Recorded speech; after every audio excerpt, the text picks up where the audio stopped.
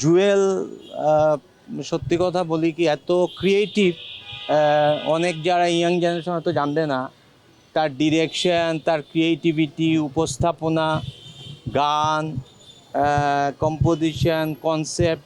আমরা তো অ্যাকচুয়ালি আমাদের ইন্টারেকশন মোর দেন 30 ইয়ার্স। হ্যাঁ, যার কথাই বললাম, শাফিন ভাই বলেন, জুয়েল।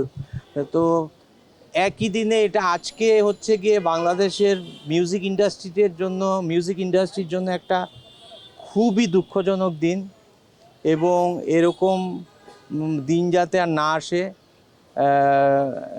জুয়েল এবং শাফিন ভাই এরা বাংলাদেশ সঙ্গীতপ্রেমী, এবং পৃথিবীতে যারা বাংলা ভাষাভাষী আছেন তাদের মনে তাদের কাজ দিয়ে, ক্রিয়েটিভিটি দিয়ে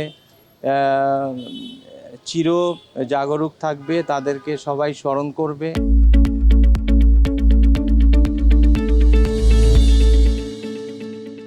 জুয়েল শুধু একজন আর্টিস্ট না, হি ওয়াজ এ ক্রিয়েটিভ ডিরেক্টর।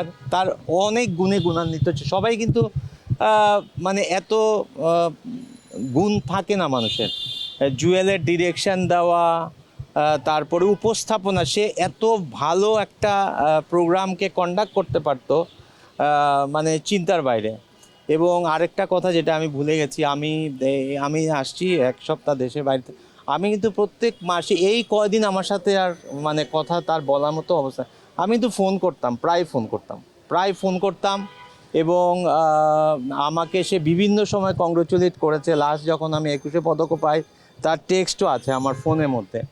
তো আসলে আমি মনে করি এটা বাংলাদেশ ইন্ডাস্ট্রি সবচেয়ে, যেটা হচ্ছে বাংলাদেশ ইন্ডাস্ট্রির জন্য, মিউজিক ইন্ডাস্ট্রি, আপনারা আমি জানি সবাই যারা এসছেন সবাই মিউজিক লাভার, আমাদের জন্য খুবই এটা ক্ষতি অপূরণীয়। আমি মনে করি যে জীবদ্দশায় পাওয়া উচিত, স্পেশালি আমি মনে করি ব্যান্ডের যারা শিল্পী।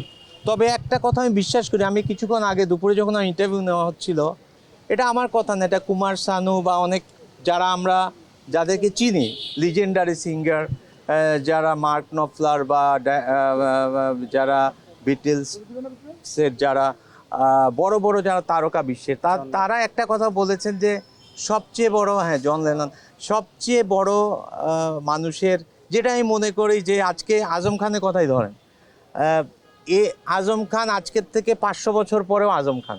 হ্যাঁ, এই যে তারকাদের যে লিজেন্ডারি তারকাদের গান, তাদের যে জনপ্রিয়তা, দর্শকের যে ভালোবাসা, এটা আমি মনে করি সবচেয়ে বড় পুরস্কার।